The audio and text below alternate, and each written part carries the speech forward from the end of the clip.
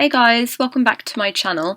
So I'm hoping to film like a 5-minute video to show you guys how you can resize any printable pretty much to any size that you want, because I do get asked quite a lot what size I print, certain inserts that are only available like as ringed inserts, or people already have the same insert that they want but they want it in a different size. So there is actually a very specific formula that I use that has worked for me perfectly well. So the only thing to note is that if you are going for a different size, you want to aim to have at least the shape similar. So for example, if you've got this printable Kate insert here and this is a B6 TN size, it's going to be kind of difficult to size this for a standard TN. It's not impossible, but because the standard TN is like long and not as wide, so a personal insert is going to be more suited to resizing to a standard TN and vice versa. Whereas for pocket rings, A6 rings, B6 TN, all those, even B6 personal wide and B6 rings, A5 even, you can resize those quite easily without it, kind of squashing this to elongating it.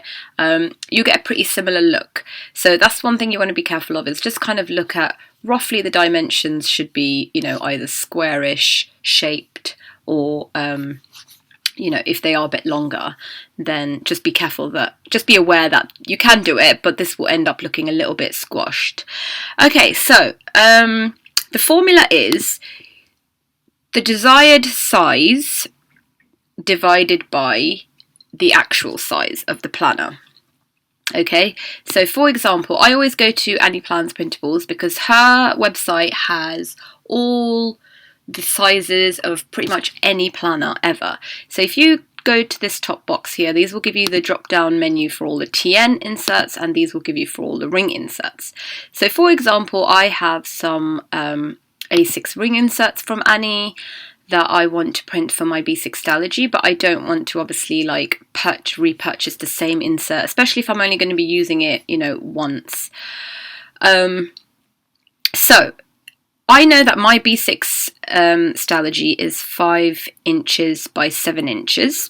So I'm going to go to my calculator, and you're going to pick one of these measurements. You're either going to pick the width or you're going to pick the height. So let's go for height. So my Stalogy is 7. So I'm going to divide that by 5.8, and that's going to give me 1.20. That means I need to print this A6 rings insert at 120% in order to fit the Stalogy. Now, I can do it a little bit less. I generally go for 118 just because I like a little bit of a border around my Stalogy page when I tip something in. I don't want the insert to be like all the way to the edge. But that's basically the gist of it. So I'll show you even if you're using that measurement. So my Stalogy is 5 inches divided by 4.1. You're going to get the same result, similar. Okay, so it doesn't really make much of a difference. It's yeah, try it out. That works, like I said, for any insert that you're trying to convert. You want to get the size that of the insert that you want, and then divide that by the size that you have. I will show you one more quickly. So let's say that was increasing the size. Let's say you have A5 rings and you want to go down to Stalogy size. So this is, I want it to be 5 inches, and that is 5.8. So this time there's going to be a reduction in the percentage. So this is 86. So I would probably print this at 85 or 84. So when you have your insert, you basically, let's say this is the A5 insert and I want to print it at B6. I just go to print. I only want the current page, and I want it to custom scale. And what did we say? 86. So I would probably put in here 84.